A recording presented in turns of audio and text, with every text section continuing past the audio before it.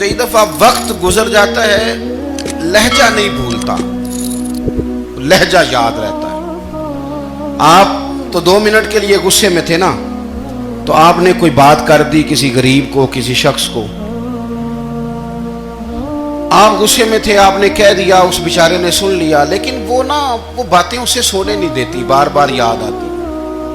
کوئی آپ کے ساتھ تلخ کلام کر دے نا، کبھی تلخ گفتگو کر دے، بندہ جب سامنے آتا ہے وہ باتیں یاد آ جاتی ہیں، تکلیف ہوتی ہے۔ اور وقت گزر جاتا ہے، لڑائیاں ہمیشہ چل نہیں سکتی۔ لڑائی کتنی دیر کی ہوتی ہے؟ 1 دن کی، 2 دن کی۔ قتل بھی ہوں تو اگر قاتل کو پھانسی بھی ہو جائے تو پھانسی کے بعد بالآخر لڑائی تو ختم ہو ہی گئی نا۔ لڑائی ہمیشہ چلتی، تلخی ہمیشہ چل سکتی نہیں۔ تلخی روٹین میں چلنے والا سکہ، کوئی سکے روٹین میں چلتے وقتی ہوتے، یہ جو غصے کا لب و لہجہ ہے، تلخی کا سکہ، یہ بھائی روٹین میں نہیں چلتا، اس نے ایک نہ ایک دن ختم ہو جانا ہے۔ روٹین میں پیار ہی چلتا ہے۔ حضرت جابر ابن عبداللہ کہتے ہیں حضور پہلے دن مدینہ منورہ آئے، میں زیارت کے لیے گیا تو میں نے مسکراتے دیکھا۔ 10 سال میں دیدار کرتا رہا، اور وصال سے چند دن پہلے بھی میں نے زیارت کی تو مدینے والے محبوب کو مسکراتے ہوئے ہی دیکھا ہے۔ یہ جو آپ کا لب و لہجہ ہے نا، اخلاق والا، حسن والا، مسکرانے والا، یہ لب و لہجہ نا ذرا لمبا چلتا ہے، یہ روٹین ہے، یہ روز چلے گا۔ یہ سکہ وہ ہے جو رائج الوقت رہتا ہے، یہ کبھی بھی ختم ہونے والا یہ خزانہ ہے۔ تو یہ جو آپ کا تلخ لب و لہجہ ہے، یہ روٹین نہیں۔ عارف رومی رحمۃ اللہ علیہ فرماتے ہیں کہ مثال دینے کے لیے بات سمجھاتے ہیں، فرماتے ہیں ایک شخص جنگل میں لکڑیاں کاٹنے جایا کرتا تھا تو شیر سے دوستی ہو گئی، یعنی ڈائریکٹ بادشاہ سے دوستی ہو گئی، اور بادشاہ بھی وہ جو جنگل کا بادشاہ ہے، جنگل کے بادشاہ سے دوستی ہو گئی۔ اب وہ لکڑہارا غریب آدمی تھا، لکڑیاں تو کاٹنی ہوتی تھی، تو وہ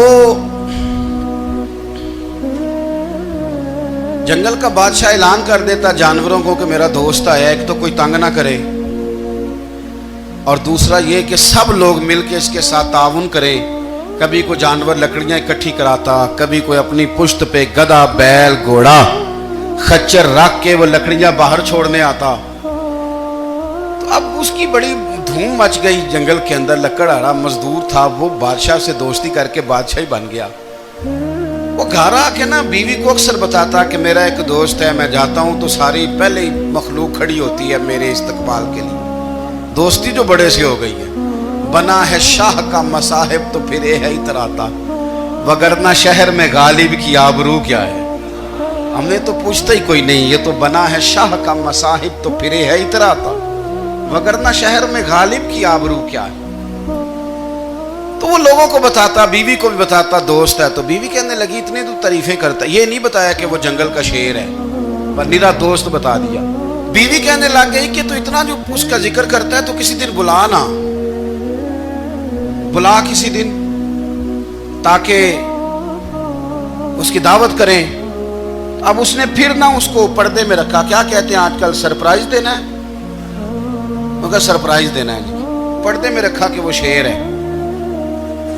تو وہ بلا لیا گھر، اب اس کے لیے کچا گوشت، ظاہر ہے شیر نے کچا گوشت دکھانا تھا۔ وہ کہنے لگی پکانا کس طرح کا ہے؟ وہ کہنے لگا جب وہ آئے گا پھر بتاؤں گا۔ اب وہ کچا گوشت 2-3 بکرے ذبح کر کے ڈال دیے، وہ آ گیا شیر۔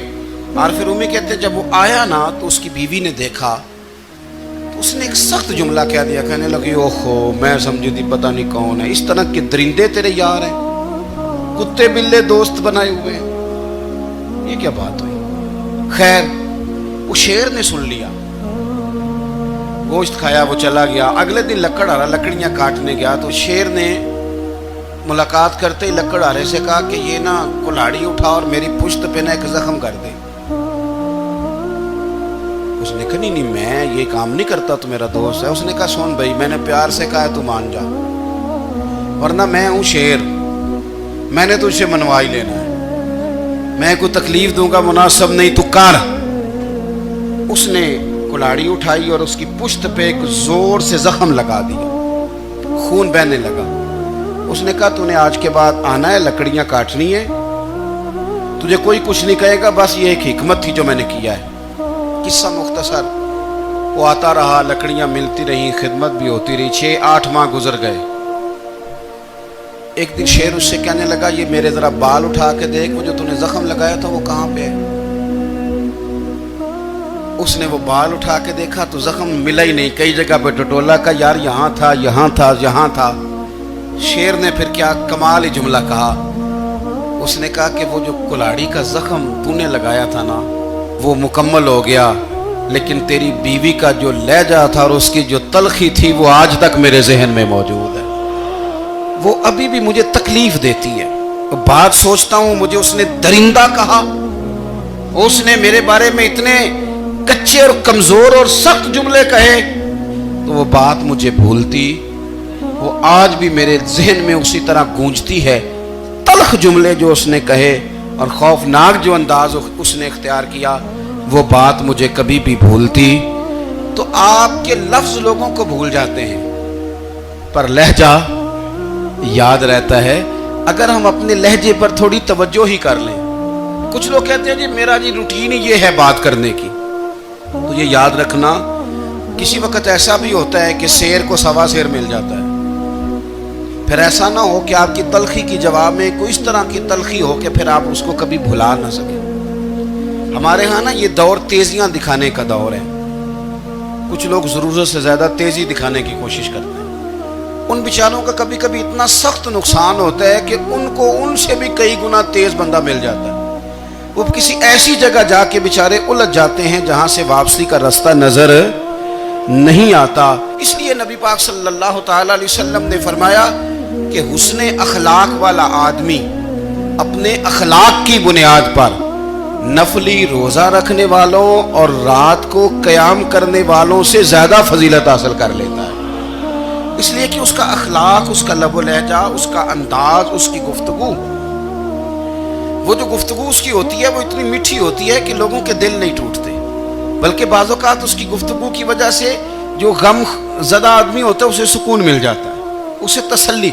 देखें, इंसान ने इंसान रहना है, उसने ना फरिश्ता बनना है माज़ अल्लाह, ना उसने खुदा बनना है, उसने इंसान रहना है। लेकिन वो कुछ भी नहीं किसी का सवार सकता, सिर्फ इतना है कि अगर आने वाले की वो सिर्फ अश्कशोई कर दे, बात तवज्जो से सुन ले और जाते वक्त 2 जुमले तसल्ली के बोल दे, और उसके जो बोल हों वो ज़रा मीठे हों, मीठे कख सवाद नहीं मिश्री अंदर, असा खंडा में चख डिठियां पड़े ना सारियां शैवां नालों गल्लां सजन दियां मिठियां। अगर अंदाज थोड़ा सा शुस्ता हो, अंदाज थोड़ा सा ठीक हो, लबो लहजा थोड़ा सा ठीक हो। अब हमारे जो जदीद स्कॉलर आए हैं वो कहते हैं बॉडी लैंग्वेज। बॉडी लैंग्वेज क्या है? नहीं, आपने कुछ भी नहीं कहा, लेकिन किसी बंदे की तरफ देख के ना आप तंजन हंसे हैं, सिर्फ तकलीफ होती है कि नहीं? तो आपने बात तो की कोई नहीं, इसका मतलब है लफ्जों का नहीं, लहजों का भी असर होता है, लहजों का भी असर होता है। जो लहजे होते हैं ये बड़े देरपा होते हैं, इनके अंदर बड़ी मुस्कुराहट होती है, इनके अंदर बड़ा प्यार होता है। और आप तुरशरू होके जब कोई काम करते, सख्त होके कोई काम करते, तो फिर उसके अंदर हुस्न नहीं रहता, खूबसूरती नहीं रहती। नबी पाक अलैहिस्सलाम का फरमान सुने, मैं बात को समेटूं, कलेजा ठंडा करता है। हुजूर ने फरमाया, क़यामत के दिन मेरे ज़्यादा करीब वो लोग होंगे जिनके अखलाक ज़्यादा अच्छे होंगे, उनको ना ज़रा नेड़े जगह मिलेगी, कुर्ब में ज़रा जगह मिलेगी, कुर्ब में। असां जे हाँ गुनाहियां दा जदों आमाल नामा फरोल होवे, जर्रे जर्रे ने सामने आ जाने, जो जो मुंह थी बोलिया बोल होवे, असां कोल हुजूर दे बैठ रहने। लख अमल तरकड़ी तोल होवे, ओदे कोलों की रब ने हिसाब लेना जेड़ा बैठा ही मुहम्मद दे कोल होवे, ओदे कोलों की रब ने हिसाब लेना, बैठा ही हुजूर दे। तो नबी पाक ने फरमाया, बैठ जाओगे मेरे करीब, पर शर्त है अखलाक अच्छा होना चाहिए, तुम्हारा लबो लहजा शुस्ता होना चाहिए। जगह नेड़े मिल जाएगी, नेड़े जगह मिल जाएगी, पर पहले आने वालों को नहीं। کوئی کہے میں پہلے گیا ہوں تو مل گئی، نہ اسے ملے گی جس کا اخلاق اچھا ہے، جس کا لب و لہجہ ٹھیک ہے، جس کا انداز فکر اچھا ہے۔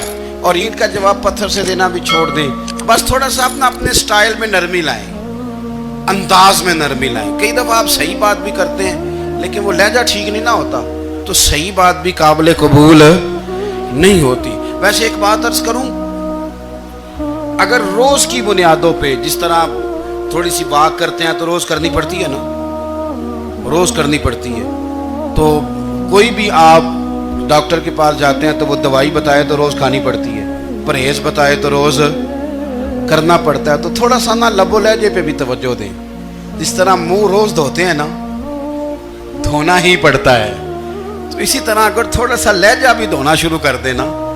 یہ جو لوگ آپ سے تھوڑا تھوڑا شکوہ کرتے ہیں تو اس نے کہا تھا کہ میرے لہجے میں غرور آیا تھا، اس کا حق تھا کہ وہ شکایت کرتا، تو کہیں تو ایسا ہے نا، کہیں تو کوئی تو بات بہو نے غلط کی ہے نا کہ ساس رو رہی ہے، کچھ تو ساس نے ایسا کہا ہے نا کہ بہو بیچاری کپڑے باندھ کے بچوں سمیت کہتی ہے گزارا نہیں ہوتا، کچھ تو ایسا بھائی آپ نے کہا ہے نا کہ کسی شخص کے من پسند روٹی پکی ہے پر وہ بیچارہ 3 دن سے کھا نہیں سکا، کوئی تو بات ایسی ہوئی ہے نا کہ سامنے والا تڑپ کے رویا ہے اور ہنسنا بھول گیا ہے، کچھ تو آپ نے کہا ہے نا، کچھ تو آپ نے کہا ہے نا۔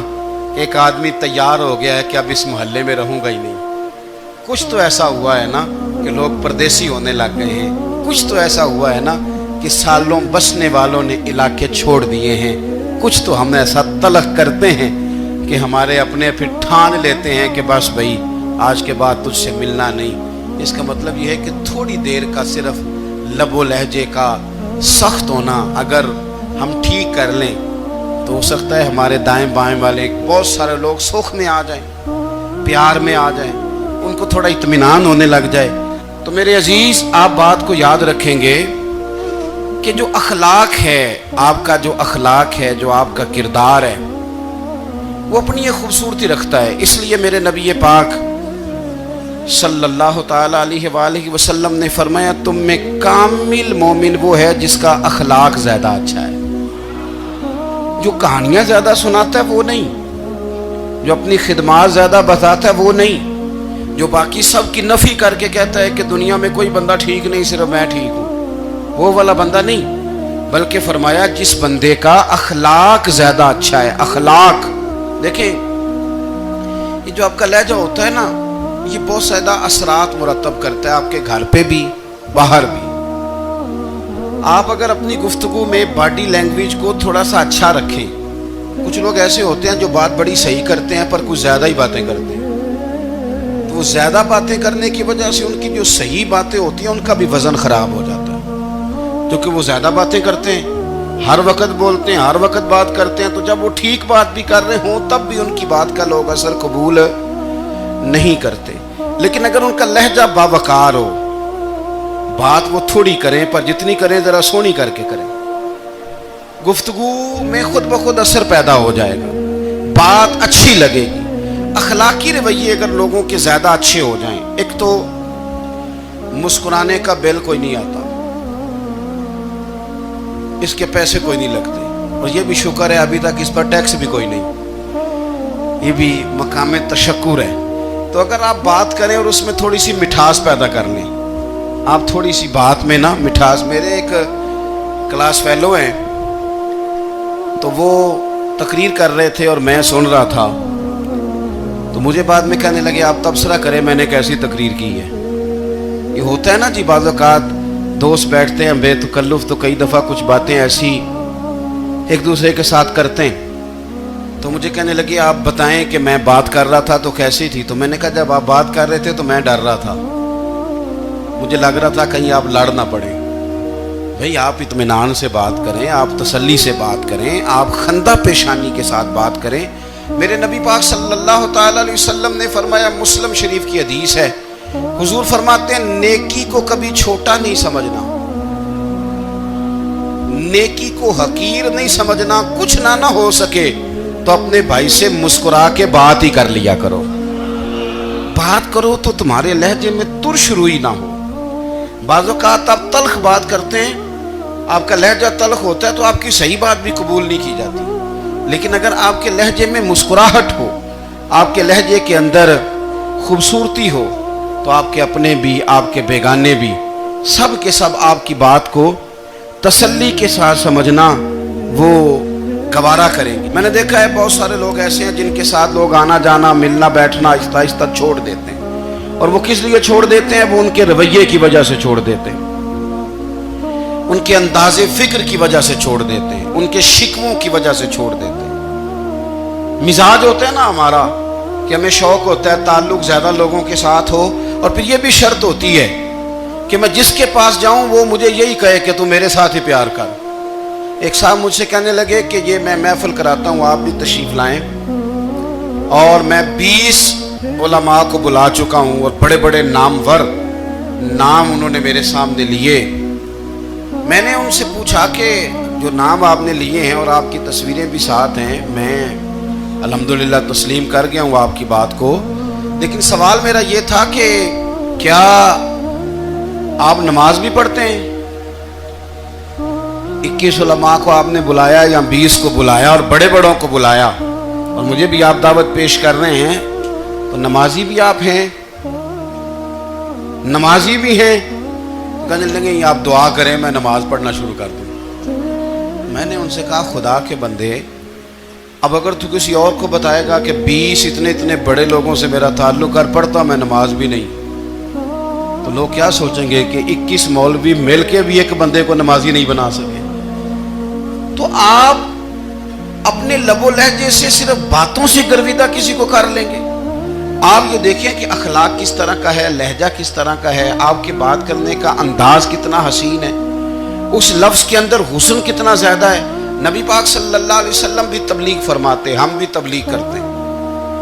میں اور آپ جب تبلیغ کرتے ہیں تو اس تبلیغ کے اندر شکوہ ہوتا ہے اور تنقید ہوتی ہے، اور بعض جگہ میں نے یہ بھی دیکھا ہے کہ طنز ہوتا ہے، طنز۔ ہم دوسرے کو دین کی دعوت رہے ہیں، لیکن ہمارے لب و لہجے سے طنز اور تش روئی چھلکتی ہے۔ تو دولت کے پیچھے لگ گیا ہے، تو بالکل جاہل ہے، تو بالکل تیرے خاندان میں سے بھی کوئی نہیں ادھر آتا۔ آپ طنز کر رہے ہیں، آپ دعوت دین نہیں دے رہے۔ دعوت دین تو گلدستے میں رکھ کے پیش کی جاتی ہے، اس کی تو ایک خوبصورتی ہے، اس کا تو ایک حسن ہے، اس کی تو اپنی ایک جاذبیت ہے، اس کی اپنی ایک نورانیت ہے۔ صحابہ کرام علیہم رضوان فرماتے ہیں کہ حضرت سعد بن معاذ رضی اللہ تعالیٰ عنہ کا جنازہ تھا، اللہ کے پیارے محبوب صلی اللہ تعالیٰ علیہ وسلم نے جنازے کی امامت فرمائی، اور جنازے کی امامت کے بعد ابھی نہ قبر کے تیار ہونے میں کچھ ٹائم باقی تھا، تو حضور زمین پہ تشریف فرما ہوئے، لوگ قبر کی تیاری میں ہیں۔ بعض اوقات ہوتا ہے نا ابھی قبر نہیں تیار ہوئی، تو کہتے ہیں کہ لکڑی کے ساتھ حضور نے زمین کریدنی شروع کر دی، اور دیر تک حضور نے چہرہ نور کو زمین کی طرف جھکائے رکھا، گویا زمین شرف دیدار حاصل کرتی رہی۔ دیر تک چہرہ نور جھکا رہا زمین کی جانب، حضور نے رخ نور کو پھیر لیا۔ صحابہ کہتے ہیں کہ ہم نہ بڑے، جب حضور ہمارے قریب ہوتے تھے تو ہمارا خیال ہوتا تھا کہ رحمت کی برکھا ہے، اپنے اپنے حصے کا کرم اڈھیل لے اپنے اوپر۔ فرماتے ہیں منتظر تھے کہ حضور کب ہماری طرف رخ انور پھیریں اور ہم کریم سے کوئی بات سن سکیں۔ ارشاد فرماتے ہیں کہ ہم بڑے شدید منتظر تھے، دیر کے بعد نبی پاک علیہ الصلوۃ والسلام نے چہرہ انور اٹھایا، دیر کے بعد چہرہ انور اٹھایا۔ یہ دیکھیں تبلیغ ہو رہی ہے، اور جب حضور نے چہرہ انور اٹھایا تو آنکھوں میں آنسو تھے، رو رہے تھے، اور 3 دفعہ حضور نے فرمایا، چونکہ قبر تیار ہو رہی تھی، 3 دفعہ نبی کریم نے فرمایا لوگو قبر آخرت کی منزلوں میں سے پہلی منزل ہے، اس کی تیاری کر لو، اس کی تیاری کر لو، اس کی تیاری کر لو۔ 3 دفعہ حضور نے یہ جملے دہرائے۔ کیوں؟ ایک میں تبلیغ کرتا ہوں پر اس میں نہ درد ہے، نہ رونا ہے، نہ وہ لب و لہجہ ہے۔ ایک حضور دعوت دے رہے ہیں قبر کی تیاری کی، لیکن اس میں آنسو ہے، اس میں خاص رغبت ہے غلاموں کے لیے۔ تو اپنی زندگی کے اندر جو ہمارا انداز تکلم ہے، ہمارا انداز گفتگو ہے، میں کہا کرتا ہوں کہ ہم نا دین کے لیے جب کلام کر رہے ہوتے ہیں تو شدت ہوتی ہے ہمارے جملوں کے اندر. بعض مقامات شدت کے ہوتے ہیں. آپ جہاد کی بات کر رہے ہیں, ناموس رسالت کی بات کر رہے ہیں, تو کسی جگہ آپ کے لب و لہجے کے اندر شدت کا ہو جانا برا نہیں ہے, بلکہ وہ اچھا ہے. لیکن میرے عزیز, ہر وقت ہی کچھ لوگ تلخ ہیں. انہیں کسی وقت بھی آپ ان سے ملاقات کر لیں, وہ لوگ آپ کو پریشان ہی نظر آئیں گے. حضرت سیدنا عبداللہ ابن عمر رضی اللہ تعالیٰ عنہ روایت کرتے ہیں کہ نبی پاک صلی اللہ تعالیٰ علیہ وآلہ وسلم نے ارشاد فرمایا کہ جنت میں ایسے بھی کمرے ہوں گے, جنت میں کچھ ایسے کمرے, کچھ ایسے مکانات بھی ہوں گے کہ باہر کھڑے ہوں گے تو اندر نظر آئے گا, اور اندر کھڑے ہوں گے تو باہر نظر آئے گا. یعنی ایک تو تم آئینے لگاتے ہو نا, وہ دیواریں اتنی شفاف ہوں گی کہ اندر باہر سے ان کا حسن دکھائی دے گا. حضرت سیدنا مالک اشعری رضی اللہ تعالیٰ عنہ بیٹھے تھے, کہتے ہیں میں نے فوراً عرض کی حضور وہ ملیں گے کس کو؟ وہ جو اتنے حسین گھر ہوں گے کہ دیواریں ہی شیشے کی محسوس ہوں گی, اندر باہر سے حسن کے جلوے دکھائی دیں گے, حضور وہ ملیں گے کسے؟ تو اللہ کے پیارے محبوب علیہ السلام نے فرمایا وہ اس کو ملیں گے جو گفتگو اچھی کرے گا, جو گفتگو اچھی کرے گا, لب و لہجہ اخلاق والا ہوگا, گفتگو اچھی کرے گا, لوگوں کو کھانا کھلائے گا, اور جب لوگ سو رہے ہوں گے تو وہ اٹھ کے اپنے رب کی عبادت کرے گا. اس شخص کو وہ مکانات ملیں گے جن کی دیواریں آئینے کی مانند ہوں گی, جن کا حسن تازہ ہوگا, جن کو اللہ تبارک و تعالیٰ نے اپنے فضل سے مزین کیا ہوگا, سنوارا ہوگا. اپنے لہجوں پر, اپنے اٹھنے بیٹھنے پر, میل ملاپ پر تھوڑی توجہ دیں, تھوڑا سا خیال کریں. اللہ کے حضور دعا ہے مالک کریم سمجھنے کی توفیق عطا فرمائے.